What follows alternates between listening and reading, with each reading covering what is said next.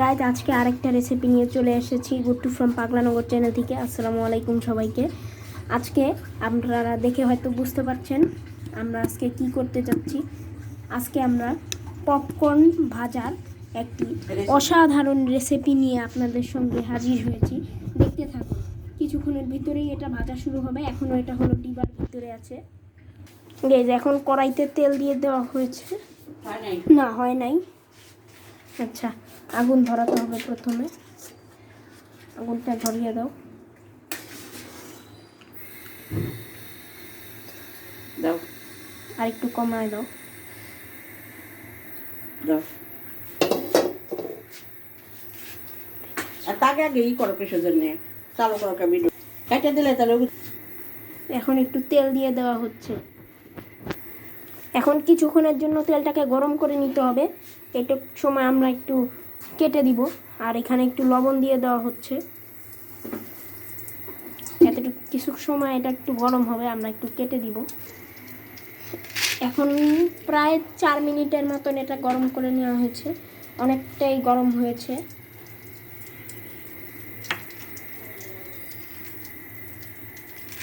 এখন এখানে ভুট্টোগুলো দিয়ে দেওয়া হচ্ছে, আপনারা দেখতে পাচ্ছেন।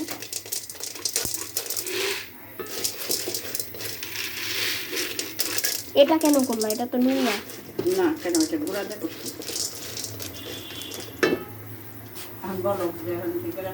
এখন কিছু বেশ খানিকটা সময়ের জন্য ঢেকে রাখতে হবে এটাকে। আবার মাঝখান দিয়ে এগুলোকে নেড়ে দেওয়া লাগবে, না হলে আবার হলো ইয়া হবে না ভালোভাবে। এখন এটা ঢেকে দেওয়ার কিছুক্ষণ পর থেকেই হলো এগুলো ফাটতে শুরু করবে। ঢেকে দাও, ততক্ষণ আমরা একটু কেটে দিই। গাইজ এখন আমরা একটু কেটে দিচ্ছি। এটা প্রায় ওই যে আপনারা ভিডিও চলাকালীন সময় এটা অলরেডি একটা ফুটেছে। এখন আমরা একটু কেটে দিচ্ছি, তারপরে ততক্ষণ সঙ্গে থাকুন, আবার দেখা হচ্ছে। গাইজ এখন একটু নেড়ে দেওয়া লাগবে। গাইজ প্রায় 15 মিনিট পর এখন দেখতে পাচ্ছেন ঝরঝরা পপকর্ন হয়ে গিয়েছে। এখন এগুলোকে নামানো হলো। এখন কি আরেকটু ভাজা হবে নাকি? আচ্ছা, সবটুকু তেল আর লবণই কিন্তু এগুলোর ভিতর চলে এসেছে। একটু খেয়ে দেখি আমি। গরম, অনেকটাই গরম। আপনারা কেউ চেষ্টা করবেন না, চেষ্টা করলে করতে পারেন, যারা খেতে পারেন তারা চেষ্টা করবেন।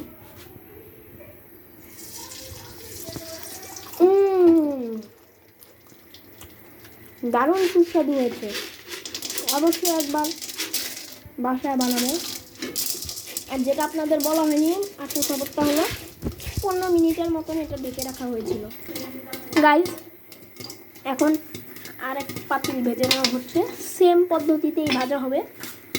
আপনারা এরকম আরও রেসিপি পাওয়ার জন্য সঙ্গেই থাকবেন।